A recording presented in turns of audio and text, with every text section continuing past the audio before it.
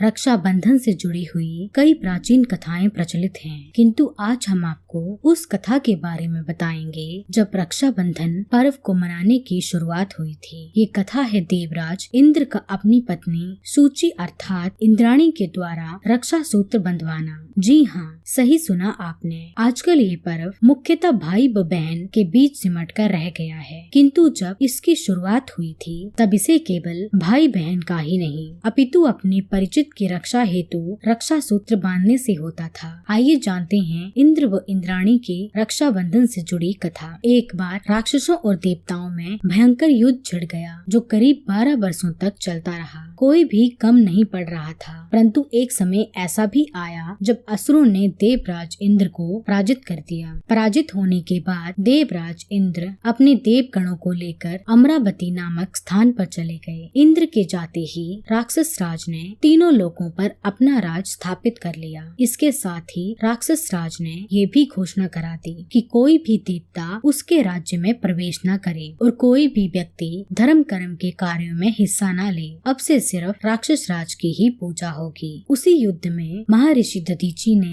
अपनी हड्डियों का दान किया था, जिससे इंद्र को वज्र की प्राप्ति हुई थी। दैत्यराज की इस आज्ञा से यज्ञ, वेद, पूजा पाठ तथा उत्सव आदि समाप्त हो गए। धर्म के नाश से देवताओं का बल घटने लगा। ये देख इंद्र अपने गुरु बृहस्पति के पास गए तथा उनके चरणों में गिरकर निवेदन करने लगे। हे गुरुवर, ऐसी दशा में परिस्थितियाँ कहती हैं कि मुझे यही प्राण देने होंगे। न तो मैं भाग सकता हूँ और न ही युद्ध भूमि में टिक सकता हूँ। कृपा करके कोई उपाय बताइए। गुरु बृहस्पति ने इंद्र की वेदना सुनकर उसे रक्षा विधान करने को कहा। इसके लिए उन्होंने कहा कि रक्षा सूत्र का विधान पंचांग के अनुसार श्रावण मास की शुक्ल पक्ष की पूर्णिमा तिथि को शुभ मुहूर्त में ही किया जाना चाहिए। रक्षा सूत्र बांधते समय दिए मंत्र का पाठ करना अनिवार्य है। तब इंद्र की व्यथा उनकी पत्नी इंद्राणी भी सुन रही थी। गुरु बृहस्पति ने इंद्र की रक्षा तथा युद्ध में उनकी विजय के लिए देवराज इंद्र की पत्नी सूची को आदेश दिया कि वे एक रक्षा सूत्र लें तथा उसे मंत्र से अभिमंत्रित करके